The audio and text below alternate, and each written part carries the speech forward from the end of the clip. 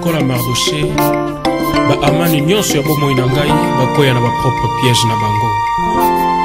Nasima bangu na ngai liboso mitambu na bango zela kokima na yebite na bomba minayo yonde mobateli malamu bipa ilisungi ezanga kate mosungi na ngai elikya na ngai bipa ingai na kokite yonde kokapo na ngai suka na ngai sukate zambe bolingo ongalingai pambate nazali motu ya na miso na yo kita osala bangu na bakufaso. Bonsoir frères et sœurs, je vous salue au nom du Seigneur Jésus.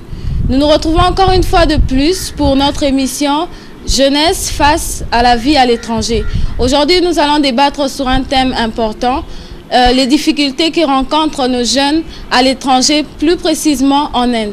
Avec moi sur le plateau, j'ai la présence de Mademoiselle Bénédine Tété. Bonsoir Bénédicte. Bonsoir Dadi Moussanda. Alors Bénédicte, pouvez-vous nous parler des plus grandes difficultés que les étudiants étrangers, africains précisément, rencontrent en venant ici en Inde, sur le plan du logement, des papiers et tout? Oui, les Africains connaissent beaucoup de difficultés ici. Ils sont vraiment confrontés à beaucoup de difficultés, entre autres à l'immigration. Pour avoir des papiers, ce n'est pas toujours facile. Il faut passer par beaucoup de processus. Entre autres, il faut avoir les documents du collège ou qui prouvent que vous êtes réellement étudiant. Et à part ça, il faut avoir une note qui prouve que vous êtes logé quelque part, qui doit être signée par votre bailleur, appelé honneur. Et ce n'est pas toujours facile pour les Africains. Et par rapport au logement, est-il obligatoire pour l'étudiant de venir chercher la maison ici par lui-même ou il peut aussi, à partir du pays, avoir une maison déjà ici?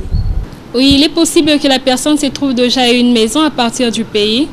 En général, avant, les gens envoyaient de l'argent quand ils étaient déjà au pays.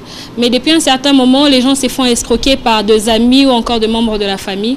Alors, il y a des ceux qui préfèrent venir se trouver une maison tout en arrivant ici. Mais sinon, il est préférable de se trouver une maison quand on est déjà au pays. Parce qu'avec les problèmes que nous connaissons aujourd'hui avec l'immigration, la FARAO, on nous donne juste 15 jours, commençant par le jour de notre arrivée. Or, si on a déjà eu une maison où on sera logé, on a déjà nos papiers, il est plus facile de trouver nos documents à l'immigration. Et selon vous, ne serait-il pas plus prudent de donner à une personne la charge de l'inscription et pour la maison venir soi-même? Là, ça dépend. Voilà pourquoi j'ai dit qu'il est préférable de donner son argent à une personne qu'on connaît mieux, soit une personne de votre famille ou encore un ami. C'est préférable de donner l'argent à une personne qu'on connaît vraiment. Parce qu'ici, il y a beaucoup de gens qui escroquent. Et quand on ne connaît pas, ou encore des inscriptions online, c'est préférable de se confier à une personne qu'on connaît mieux. Et parlant de l'encadrement des jeunes en arrivant ici, pensez-vous que ces jeunes-là sont vraiment bien encadrés en arrivant ici en Inde? Oui, il y a des ceux-là qui restent sur la bonne voie, qui continuent avec les études. Mais il y a aussi une part des étudiants qui ne font plus ce qu'ils étaient venus faire. Il y a des ceux-là qui sont désorientés par l'entourage. Donc il y a des ceux qui continuent à faire ce qu'ils sont venus faire. Ceux qui sont toujours sur la bonne voie, ceux qui visent encore les buts, l'importance. Et par rapport à votre expérience au niveau académique, oui. Au pays et ici, trouvez-vous une certaine différence concernant les cours dispensés au pays et ici en Inde? Oui, par rapport à mon expérience, je dirais qu'il y a vraiment une grande différence. Déjà que l'Inde, c'est un pays anglophone, et notre pays, c'est un pays francophone. D'abord, nous avions le système francophone et ici, c'est un autre système. Déjà, il y a une grande différence. Et au pays, à la première année, j'avais 17 cours. Ici, à la première année, je n'ai eu que 5. Donc, il y a vraiment une grande différence. Sinon, les cours sont bien dispensés. C'est vraiment du sérieux. Et dès les débuts déjà, est-ce que c'est difficile pour vous de vous adapter à la langue? Parce que, comme vous venez de le dire, il y a l'anglais et le français.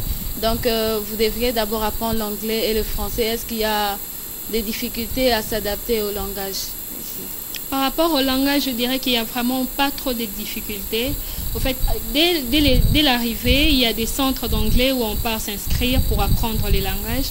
Et le langage, c'est aussi plus le parler. Quand on a plus d'amis indiens, quand on s'école plus aux gens qui parlent anglais, il y a facilité d'apprendre l'anglais et de s'adapter.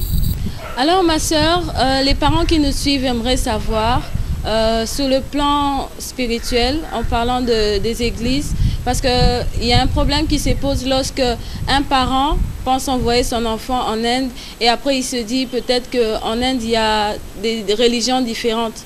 Alors j'aimerais savoir, est-ce qu'ici il y a des églises chrétiennes qui peuvent recevoir ces étudiants-là qui viennent d'Afrique et d'ailleurs? Oui, ma soeur Dadi, il y a des églises. Moi, particulièrement, je suis membre de l'église IGM, qui est aussi en Inde. Il y a beaucoup d'églises ici. Il y a des gens qui peuvent bien encadrer les enfants, les étudiants.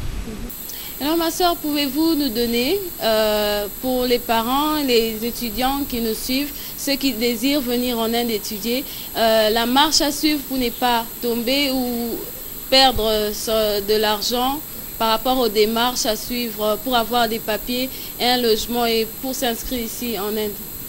Oui, il y a une marche à suivre. Il est important de se trouver d'abord l'inscription, car sans ce qu'on appelle les bona fides, on ne peut pas venir en Inde.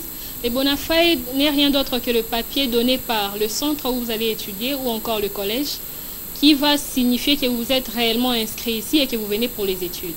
Et pour avoir ces bona fides, il faut payer un montant, soit payer un montant, une partie de frais académiques, ou encore payer le frais d'inscription. Et il est important et aussi prudent pour ne pas perdre beaucoup d'argent de se confier auprès d'une personne, comme je l'avais dit avant, auprès d'une personne qu'on connaît assez mieux, soit un membre de sa famille ou encore un ami ou une amie plus proche. Et il y a aussi un problème important à soulever, c'est que tous les centres ou les collèges ne sont pas nécessairement acceptés par rapport aux bona fides. Comment faire pour reconnaître les bonnes universités pour ne pas avoir des problèmes dans la suite par rapport à l'immigration? Pour reconnaître de bons collèges ou encore des bons centres, c'est simple, il faut se renseigner.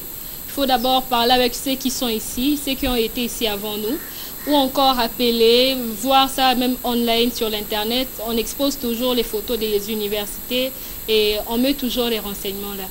Ok, merci. Nous sommes déjà presque à la fin de notre émission.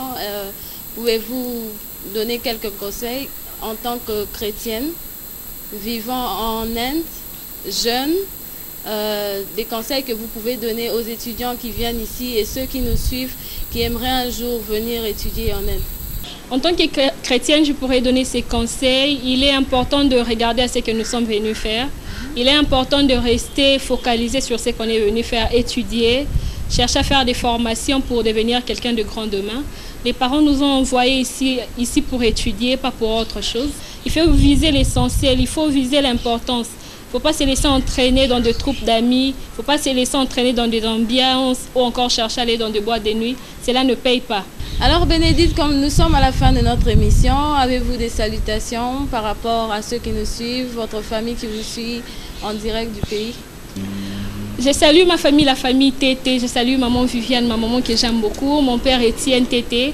Je salue encore la famille Enanga. Je salue mon pasteur Mathieu Kambamba qui me donne encore l'opportunité de parler. Je salue maman Espé qui est la femme de mon pasteur, maman Germaine, la fondation Meriba, tous les membres de l'IGM qui est mon église. Je salue encore tous mes amis de l'UPC. Je vous salue, je vous aime beaucoup. Que Jésus vous bénisse. Nous sommes à la fin de notre émission, la jeunesse face à la vie à l'étranger, où nous avons eu à parler sur la première partie de notre thème qui est basée sur les difficultés que rencontrent les étudiants en venant étudier à l'étranger. À la réalisation, c'était le pasteur Mathieu Kambamba. À la caméra, nous avons eu le frère Freddy Pukuta. Et je salue aussi mes frères et sœurs, mon frère Costa et ma sœur Gilda. Alors, quant à moi, je vous dis au revoir et à bientôt pour la suite de notre émission. Bye, que Dieu vous bénisse.